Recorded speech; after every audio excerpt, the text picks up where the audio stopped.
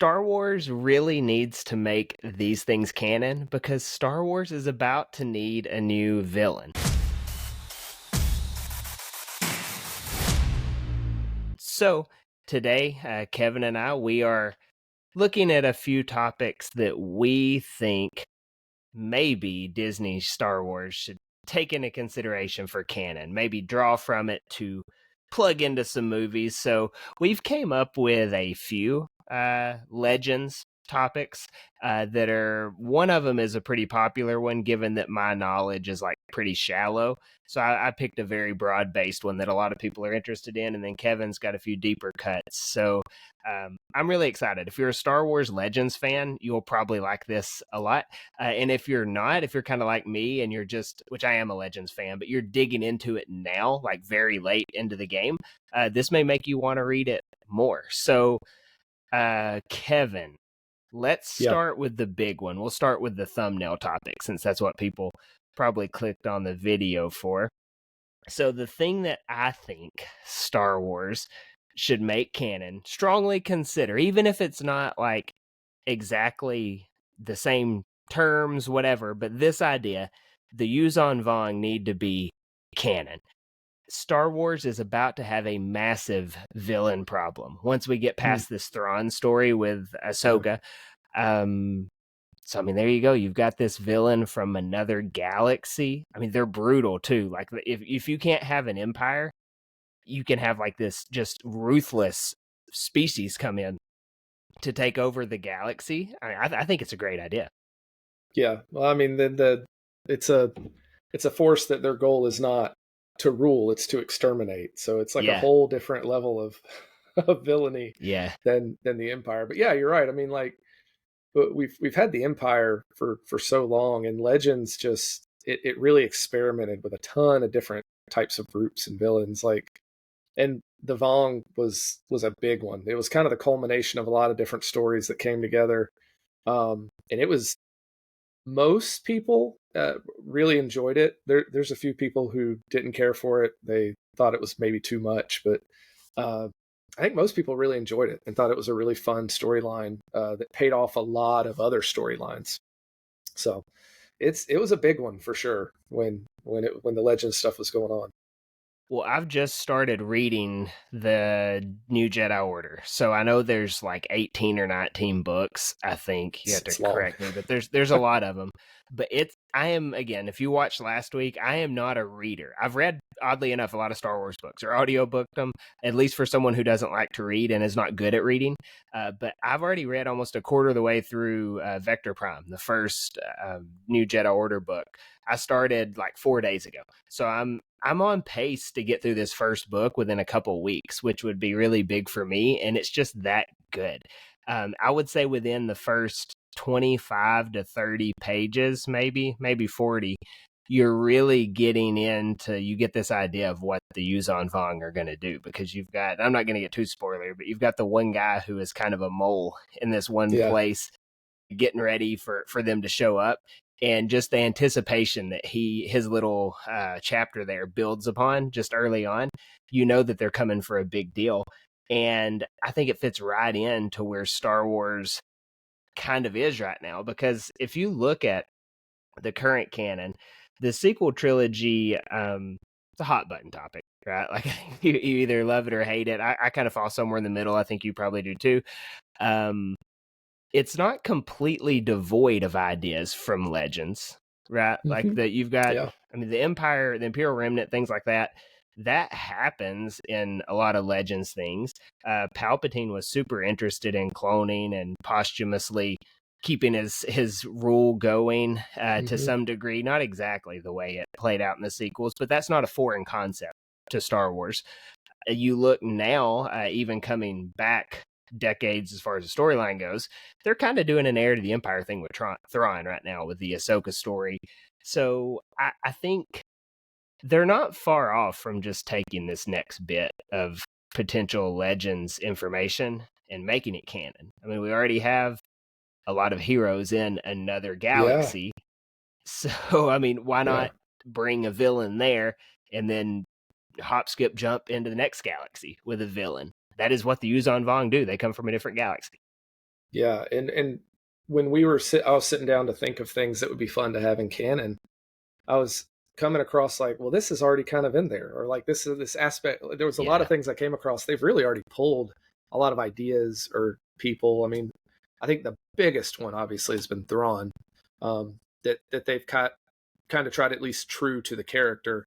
But there's been a lot of the things that the ideas or the concept behind it is very similar to things you see in Legends, and so there's a lot of stuff that's already been pulled in just in a very different form. But um, yeah, this would be a cool topic, but I do think it would be tricky to pull off. Yeah, I mean, I don't think you would go word for word bringing them in. Yeah. I think you've got to go, okay, here's the big picture idea. We're not going to have a group of Force users come in.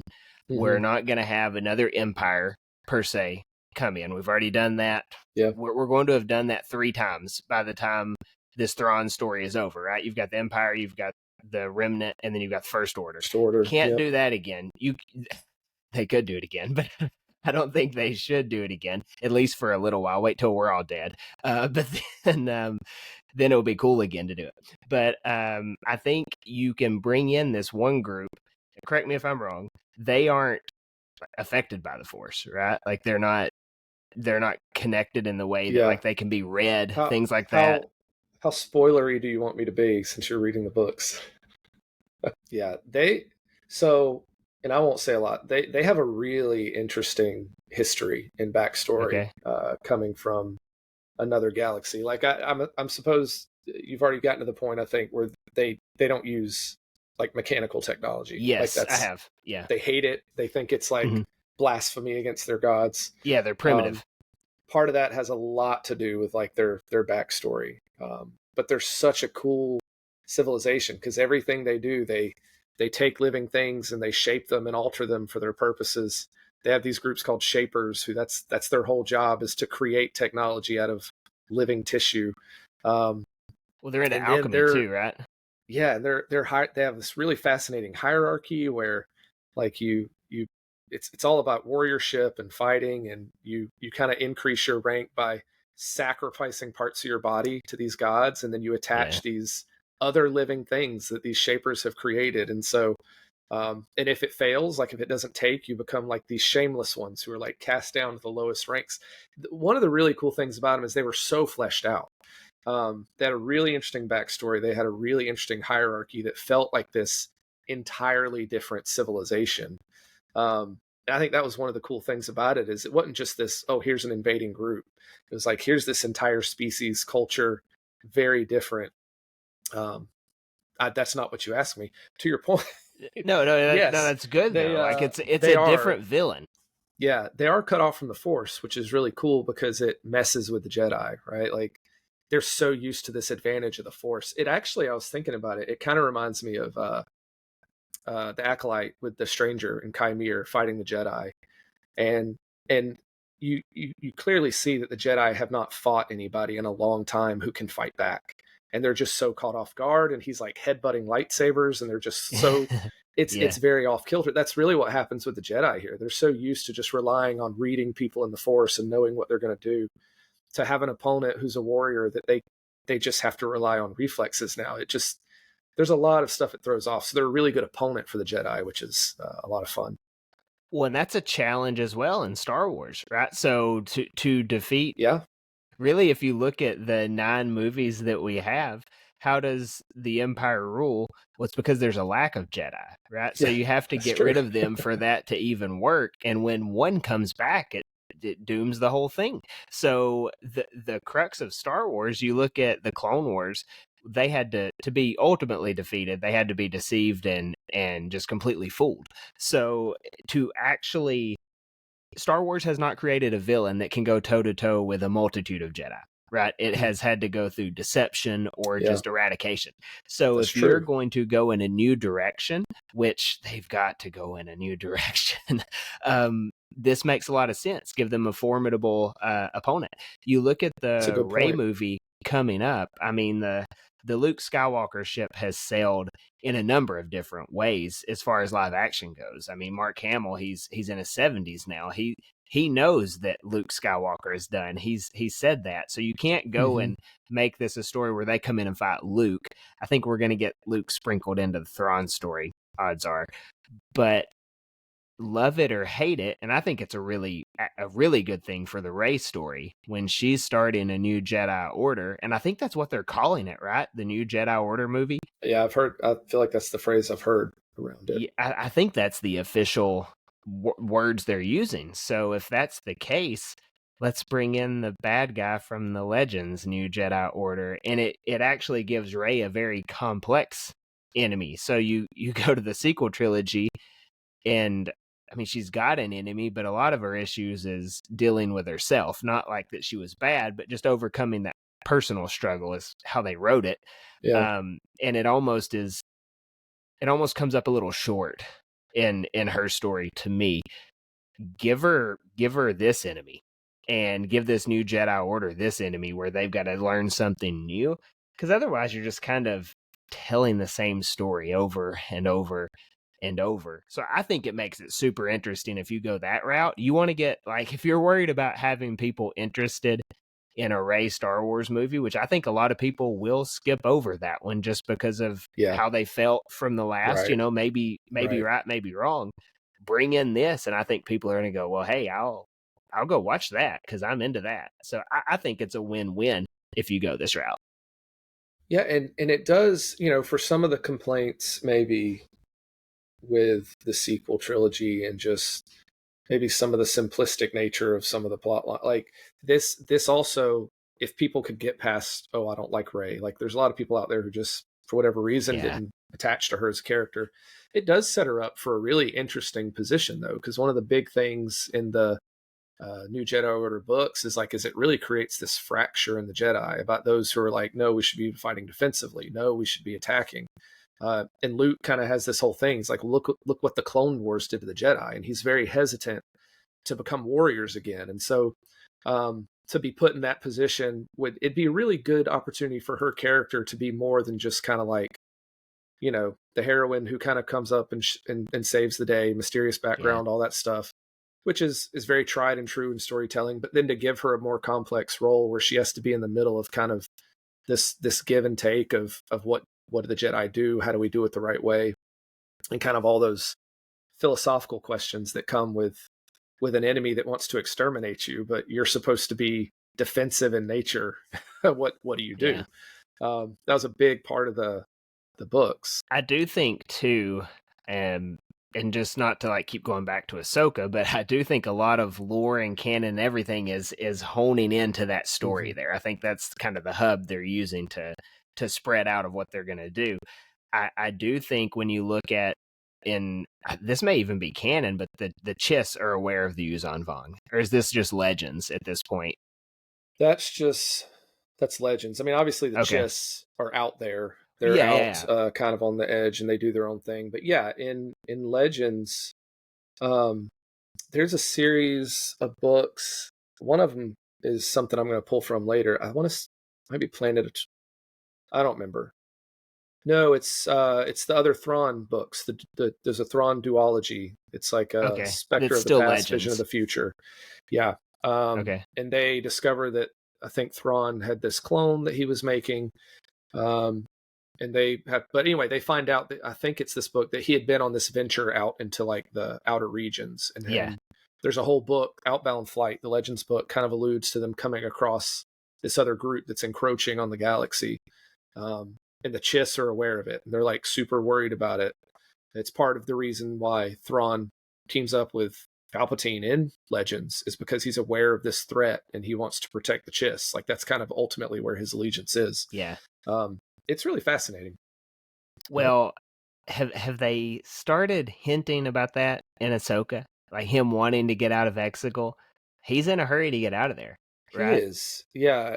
And they haven't hit a whole lot on what really his agenda is going to be. I mean, we know he's teamed up with the Emperor for some reason, which one of the really interesting things in Legends that they really haven't addressed yet is, I mean, obviously the Emperor was like super hardcore xenophobic, right? Like hated all the alien species. Everything that wasn't and him. So, but Thrawn was different, and Thrawn was willing to work with the Emperor.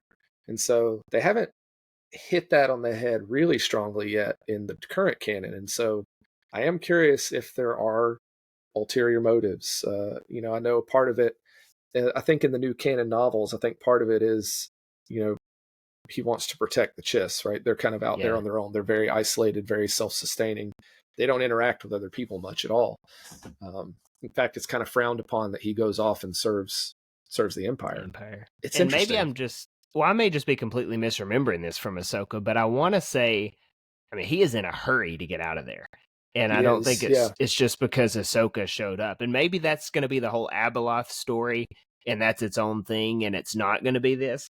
But it would almost make sense as just little threads here and there that in Legends, there's already kind of threads of that as well. Mm-hmm. It would make a lot of sense. So, you have your Thrawn show up in the New Republic. I mean, they're going to beat him and then get to your whole First Order thing in the sequels. But then, okay, everybody's gone. We need a new villain. And so if you're already kind of introduced to this in Ahsoka, and then they show up in this Rey movie later, or the Dave Filoni movie, maybe that's like the Marvel post-credit scene type thing, that Marvel does. Maybe there's like a little hint here and there. And then supposedly, no, that Dave Filoni has got his movie will be after the Rey movie. So that may not actually line up.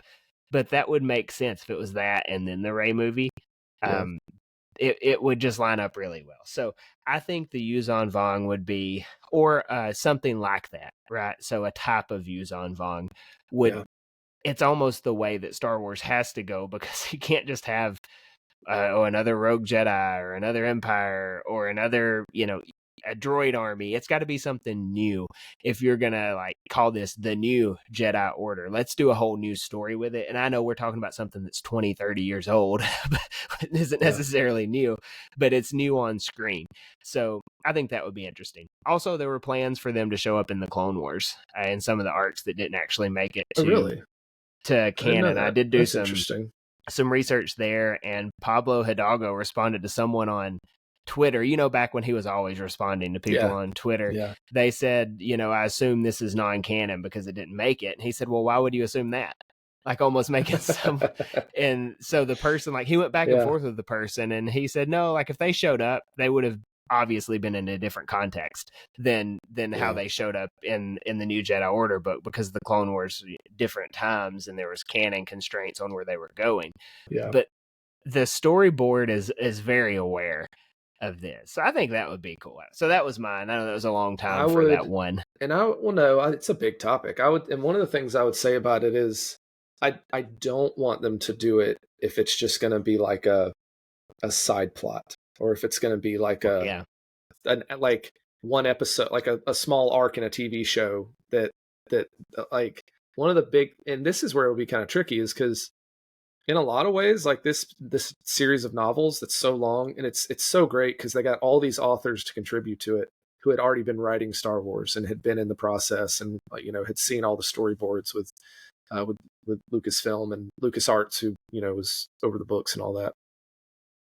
But it really was almost like an Avengers style scenario where it's all these people from, quite honestly, decades of Legends books that start showing up and contributing to this plot and these conflicts. And a lot of them, it's not just the Skywalkers and the Solos that really take center stage. And so if you're reading through it, and and you have all these other characters that you might, like who's Kip Duron, who's Alima Rar, like I don't know who these people are, but they play such a big role. And so one of the things too is, like, if you really want to make this big saga what it was, like somehow you got to start bringing in other moving pieces that are going to be a part of it too. And I don't know how many of those moving pieces are going to go from where we are now to that far in the future with the Rey movie. So I think right now it would have to be toned down to an extent, because you can't just have this massive sprawling thing with all these characters playing a part when all those characters don't necessarily exist. So that would be an interesting challenge with it, I think. And again, it wouldn't have to be 1-to-1, but the scale of what the books were, I think it would be hard to pull off unless you have a lot of those pieces. Well, I don't know how long they plan on Ahsoka going. But if it's only like a season or two and then the whole Thrawn movie, but then they stay in a different galaxy and maybe time's different in the different galaxy, who's to say she can't show back up? That's and true. It's been 35, I don't know exactly how many years it is between all this, but 30 something years, 40 years, 50 years, whatever it's supposed to be. She could show back up and it could be the new Jedi Order, and Sabine's a Jedi now. And then you've got Rey, Ahsoka, Sabine. That would make a lot of people mad, probably. But that you've got Grogu. He's only 50 something. He's got like 900 more in front of him. So that's true. He could definitely be present. Yeah. So you could do it. You could bring in like your Hondo Onakas. Like, that's not like groundbreaking, but there's characters that could show up. That's true. So yeah, it's interesting. So what's one of your topics? We talked about the Vong. Now what? So one of the things that going through all the legend stuff and just thinking about it, one of the big characters, and mentioned last week when we were talking about Legends books, is Callista Ming, who is so there's this whole plot line revolving this ship called the Eye of Palpatine. And so in I think it's Children of the Jedi, in this novel, Leia and Han are kind of looking for this planet where there's rumored to be these children of the Jedi that are still living. And there's this giant ship that suddenly wakes up. It's like this massive dreadnought, says it has enough firepower to basically destroy a planet, which could be a connecting piece, right? Like to the sequels, right? Because all of a sudden we just have all these giant Star Destroyers show up and they all blow up the planet. Thousands of them can do it. Yeah. At least you could have like a connecting piece there with the Eye of Palpatine, but it's this AI controlled ship and it just has this mission parameter just to exterminate Jedi. And so it's on its way to this planet that Han and Leia are going to. But Luke goes to investigate it, and that's where he discovers this onboard voice, this spirit in the ship of a Jedi who died on the ship and kind of passed her spirit through the Force into the ship. It's kind of weird because they start to fall in love, and it's like a computer in Luke.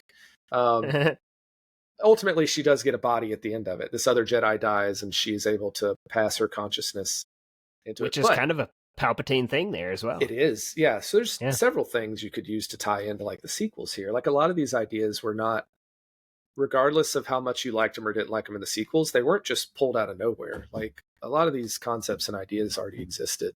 Regardless of how they landed, the idea was okay. The delivery maybe not so much.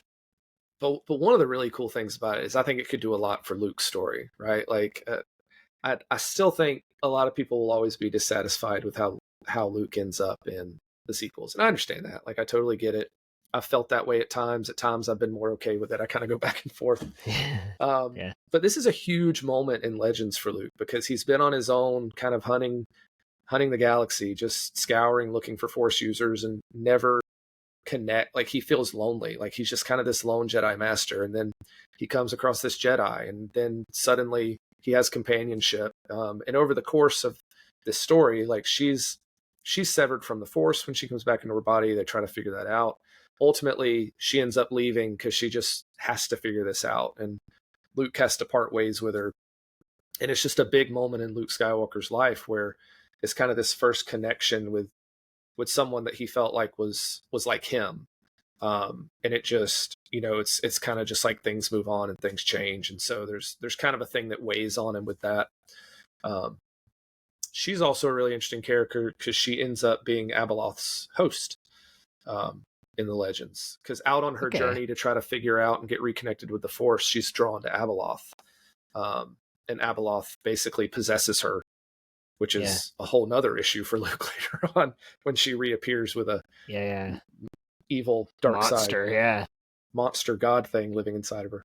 And so it doesn't have to be that story specifically, but I think it would do a lot to give us a Luke story that shows him kind of being out in the galaxy and just, it's not just the great life of a Jedi master who's like going around training people and life is grand and wonderful. Like, it's still experiencing hurt and pain and like the difficulties of being the last Jedi out there.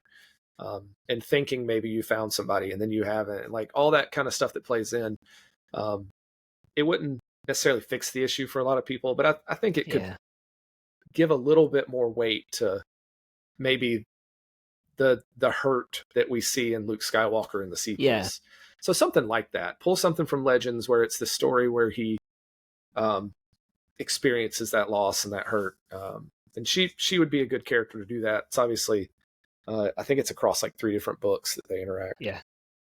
It would be cool too, because again, that could very much tie into what's going on in the Ahsoka Thrawn storyline as well. You would get your Luke. You could tell that. I mean, it sounds. You've mentioned it before, but that's the most description I've heard on the Callista Ming story just then. So that almost when you were describing it, I was thinking like, oh, Visions could even do a really cool iteration of this, even if you don't want it to be like a big long story, a Visions arc. I would want it to be more than one episode, but if they decided to like let a whole Visions cool thing, idea. I could see it be cool in that style. Because I think anime could be cool that way. You could do a Tales of Luke Skywalker type thing where you've got, little short episodes and in the Clone Wars style animation. You could just do, if they ever did, which is something we've mentioned before, a full-blown Luke Skywalker animated series, just, the adventures of Luke Skywalker. That could be a season of it, that type of thing. And then it could still tie in to something else. That would be really cool to see. That would be cool. So I think people like Visions for the most part. I really enjoy it. I'm looking forward to the next season coming up pretty soon here. Next month.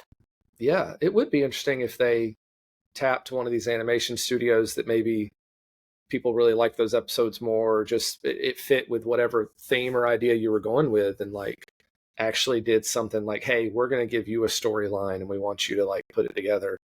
Yeah. That would be cool. I'd be down for that. Yeah. I think that would be really neat. Picture that style of it would be really neat to see that, because that's a very like particular story, if that makes sense. I mean, it could be told. It is. But it's a little outlandish too, It is, for sure. So, and that's kind of where Visions thrives, is in the outlandish. It's like, oh, that's not quite something we could do in canon. But, it'd be cool though.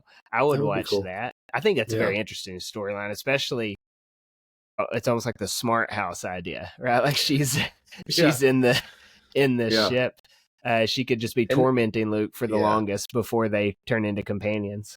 And this is obviously all before like the Mara Jade thing. Like he's met Mara Jade before this, but they're not a thing until thing at the time. Yeah. Right. So Legends just does really good by Luke Skywalker. I'm starting to learn. That's really good. Yeah, it was a lot of interesting stories.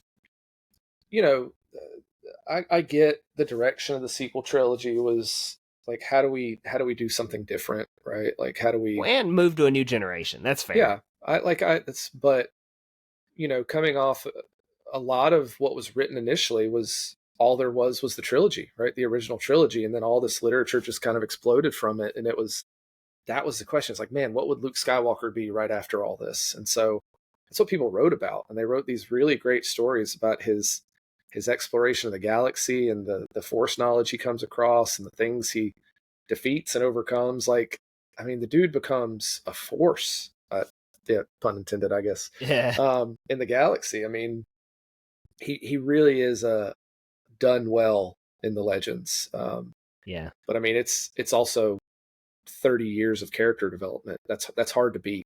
So with very little guardrails and fear of messing it up because you're writing books versus hundreds of millions of dollars spent towards a movie. I mean, you can harp on stuff, which is fair, but it's not apples to apples, even though the books are just incredible. A lot more leeway. Right. You're never going to see a movie or a show where Luke Skywalker uses the Force in a way called Golden Flash that incinerates his enemies on a molecular level, right? Like, that's not going to happen. So that's true. That's true. So you had one other topic you said. Okay, so I thought about this one. It was actually because recently Tony Gilroy was in the news again, talking about how Andor had gone, and talking about other projects at Disney and how some things that he was excited about, and his encouragement to them was like, yeah, do your thing. Like, there's some really cool things coming up. It kind of alluded to maybe some different things coming out. Yeah. And I knew one of the things this up. I haven't seen this yet. It was in the last couple days. Like, he just had it was just like a little snippet From probably an Emmy interview or something like that. Something, yeah. Yeah. But it got me thinking, like, people have often speculated, like, about a Star Wars horror movie. And I was thinking, like, man, what could you pull from Legends that would be like a cool horror vibe? And there's these this thing called the Death Seed Plague. Death Seed. And there's these like hive mind Drox, I think it's Droch. I don't know how to say it. There's so many things I've read in Star Wars books that no one ever said out loud, and I don't know how to say half this stuff. That was probably the worst thing about the Legends is everybody's saying everything differently because nobody knows how it's supposed to be pronounced. But they're like these little bugs, and they infect you. And over time, they like feed off your life force, and they like mimic your flesh and your skin, so you can't detect them. They can't be found. And then they only draw enough energy to like replicate, and then eventually it gets to a point where they all kind of activate at once, and the person just like starts to like their skin starts to like go necrotic, and they start to die. They start like turn into zombies. Well, they don't stay alive; they just die. But it's like this crazy plague that breaks out where there's like no symptoms, and then all of a sudden someone just dies within like the span of like half an hour as they just like fall apart. It was crazy. I think that was Planet of Twilight that this takes place in. But it's a really cool story. It's less horror in the book. And I'll be honest with you, it's not a great book. It's not my favorite Legends book. I don't love the writing in it. But I thought that was a really cool thing. And so it was almost kind of like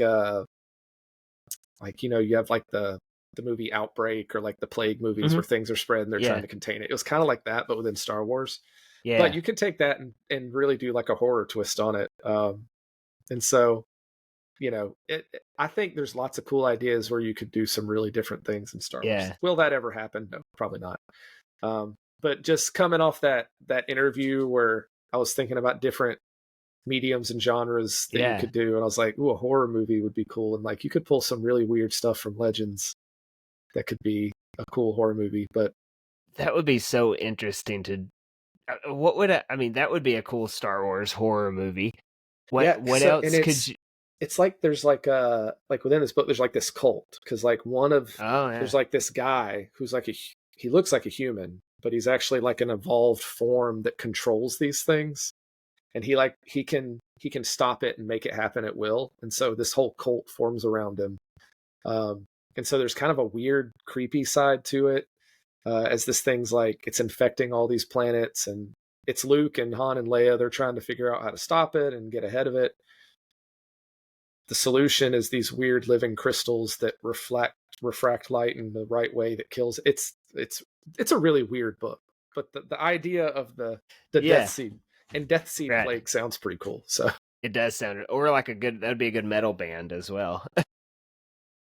The Death Seed Plague. It might be out there. I don't know. Might already be a metal Some band. Super Maybe nerdy Star Wars metal band. Seriously, though, like the horror genre in Star Wars, you get little glimpses of it, right? I mean, the Acolyte was nothing that I think was incredible, but in episode 4 and 5, where they're in that forest, that's a very thriller, if not horror, it's a very thriller theme. And even, the stranger's face is pretty creepy with that mask he's got on. So maybe it does teeter towards horror, and he's just hunting them out in the forest, almost like Predator-like. That may be more in line of how that was, is more like the Predator.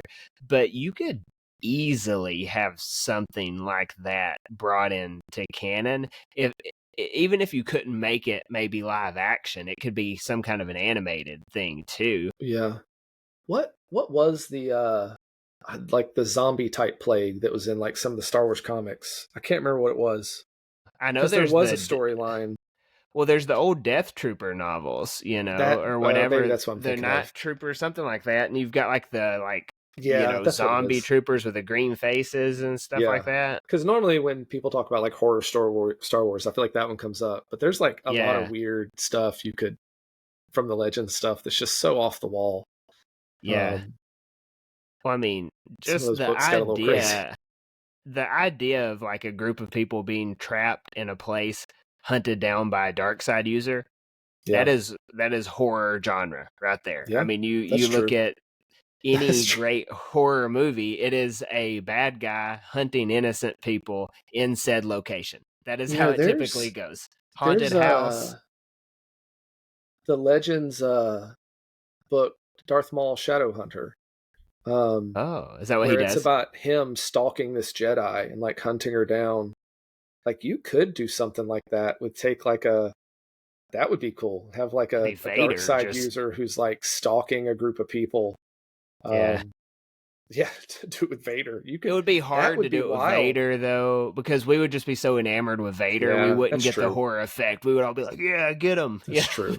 So it would have to be like not Vader. And I would say you definitely don't do live action with this. Like I feel like this is another one of those things that fits really well with like a cool animation style. Yeah. That would be cool. I like the idea of like a dark side user stalking people. And like the boogeyman. Also, when you talk these horror type movies, if you want to pull that into canon, what sells a horror movie more than the villain or the what? It's the music, right? That's true. It's the sound effects. Well, what intellectual property is going to nail the music? Star Wars, right? Like they would get that right. That's true. So that is something. I mean, if you have ILM and all the resources that Disney could bring to the table to make sure that you get the sound right on a scary movie, I mean, they can get the character, they can get all the rest of that. Gosh, I would love to see something like that. That would be a lot of fun, even if it was just something in animation. But what if they did just pull up and like, hey, we're releasing a movie. It's going to be like a sci-fi horror movie, and it's coming out over Halloween, and it's going to be PG-13, so it's like a wide base could go watch it. Yeah, that would be so cool. I would go ahead and tell you, I think there'd also be a lot of controversy. A ton of it. Yeah, because I think you definitely have the group that to them that's just not Star Wars, and that's fair, right? Like but you know, as for me as someone who my whole upbringing was just all the legend stuff and all the Star Wars is so broad to me at this point. Like it, and this is coming from someone who like the original trilogy is my favorite thing, right? Like by far my favorite thing. Anti-horror movie. So it's not like I don't love the original Star Wars. It's literally my favorite thing. But there's just so many good stories that have been told. I don't think there's anything wrong with giving other people little things to enjoy.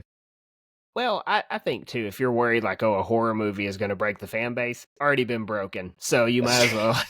That's a fair point. Fan base has been divided for roughly a decade now. Yeah. So, go ahead and go with it. People are, they'll lose their minds over even the smallest thing at this point. So you might as well do that. And horror movies have very low budgets too. So if you're looking, those are some of the ones that turn the greatest profits because they spend like 12 million and make 100, something like that. People love to be scared. Yeah, I don't, but I would watch it. I would be scared for Star Wars. It's an interesting genre. Right. Yeah.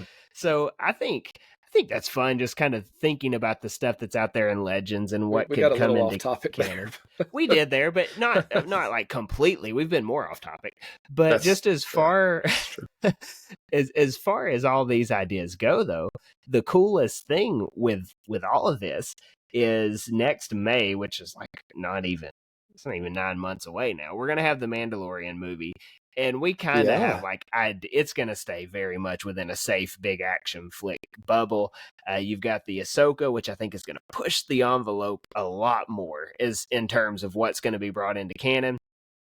And then we may have more Mandalorian seasons, but it's safe to say that all of the Mandalorian story probably keeps a safe little bubble that it's in to broad appeal audiences.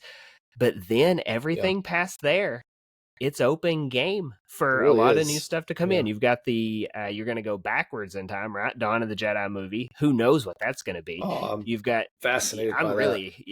We've got New Jedi Order, and like we've said, they got to come up with something, and they've got decades of source material of ideas they can pull, and the Skywalker story, as far as live action Star Wars goes, is well behind us. So they're going to have to pull something out of their hats. So we're going to have something within the next 5 years either way. And as much as we talked about like how cool it'd be to have the Yuuzahn Vong, like there's so many great options they could pull from. Like it's just don't do the Empire again, right? Like you got the Sea Rook, which are like these weird dinosaur species that power their technology with people's life force. And you got like the Black Fleet Crisis, where this alien group discovers an Imperial shipyard and they like take it over. Like there's so many cool ideas and legends that it doesn't just have to be, hey guys, Empire's back. There's another Empire. Let's run it back again.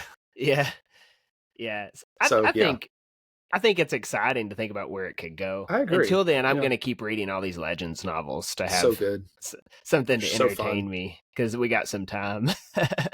So next week, we actually had someone comment on one of our reels or something from talking about Star Wars books and mentioning, really liking the book recommendations, but also saying we needed to talk about the Fallen Order games. So do you want to? Yeah, I thought so. I don't think we've actually ever done this. It's a cool story. Yeah. We can talk about it from a story aspect and a game aspect. Yeah. Yeah, I was thinking like we could really, if not for just one episode, talk about the story where it's at, but really focus on, it's going to be the last of the video games. It's a trilogy, and there's speculation it comes out next year. So maybe we start speculating on where that story ends. It's technically right around the corner. So next week we'll talk about the Cal Kestis story, kind of where it's come from and where we think it's going, if that's good with you. Yeah, I think that would be interesting. Yeah, I'm good with that.